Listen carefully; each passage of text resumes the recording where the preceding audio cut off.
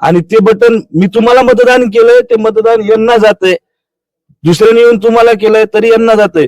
म्हणजे 4 मत जर मी तुम्हाला टाकले त्यातले 2 मत ऑटोमॅटिक त्यांना जाते. त्या भारतीय जनता पार्टीने फिक्स केलेलं फिक्स काही ठराविक ठिकाणी तुम्हाला जागा सोडताय आणि बाकीच्या सर्व जागा त्यांना सत्तेत येता येते अशा पद्धतीने ते जिंकताय. एसपी ऑफिसला बोलून घेतल्यानंतर मला सांगितलं जात आहे की तुमच्यावर बीड जिल्ह्यात 38 गुन्हे आहेत. मी 1.5 वर्षापासून स्मारक बसवतोय ना, हे तुम्ही सगळ्यांनी बघितलेलं आहे. आणि माझ्यावर गुन्हे मी निवडणूक आयोगाला निवेदन दिल्यानंतर तिसऱ्या दिवशी काय होत आहे.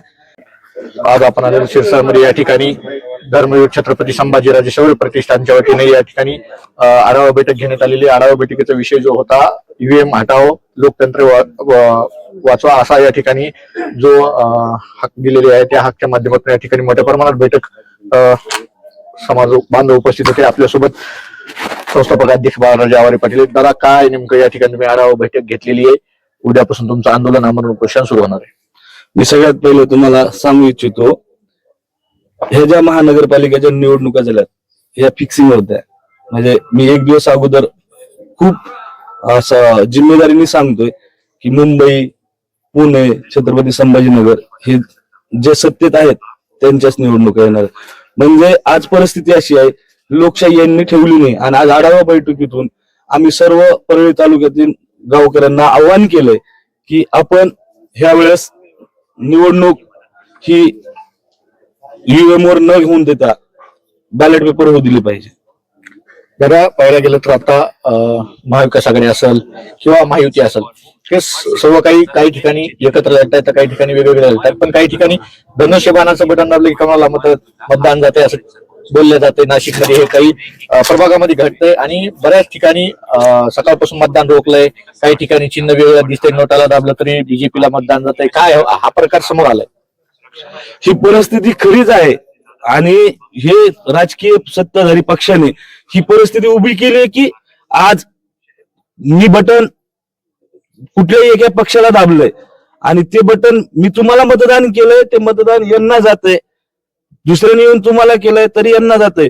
म्हणजे 4 मत जर मी तुम्हाला टाकले त्यातले 2 मत ऑटोमॅटिक त्यांना जाते, त्यांना पडणारे 2. अशा पद्धतीने यांनी 90% मतदान हे वळवण्याचा प्रयत्न केलाय. ह्या भारतीय जनता पार्टीने फिक्स केलेलं फिक्स काही ठराविक ठिकाणी तुम्हाला जागा सोडताय आणि बाकीच्या सर्व जागा त्यांना सत्तेत येता येते अशा पद्धतीने ते जिंकताय. कसं असणार उद्याचं आंदोलन तुमचं? त्या ठिकाणी तुम्ही समाज बांधवांना गावगाव जाऊन सर्व मतदारांना आव्हान करताय, भेटीगाठी देतायत. तर उद्याचा तुमचा आंदोलनाचा विषय कसा असणार आहे? त्या ठिकाणी तुम्ही किती वाजता बसणार आहे? तुमचं आंदोलनाचं निवेदन कुणाकुणाला पोहोचलेलं आहे आणि त्यांच्याकडून तुम्हाला काही प्रतिकार किंवा दबाव म्हणा काही गोष्टी घडलेल्या आहेत? घडलं ना.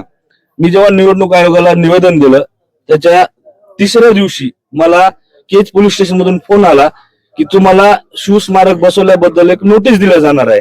आणि बघा, ती नोटीस मला अंबेजोगाई मध्ये दिली जाणार होती, कारण तिथं जे पोलीस आहेत त्या मॅडमचं नाव येत नाही मला, तिडके मॅडम, त्या मॅडमकडे मला नोटीस द्यायची होती.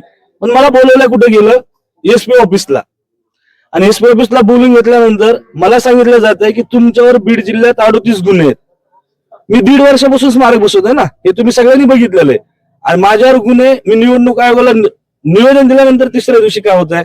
म्हणजे त्याचा अर्थ असा आहे की याच्यावर कुठंतरी राजकीय दबाव आहे या पोलीस प्रशासनावर, महसूल प्रशासनावर, जे प्रशासकीय अधिकारी यांच्यावर हा दबाव आहे आणि याच्या माध्यमातून माझ्यावर गुन्हे दाखल केले.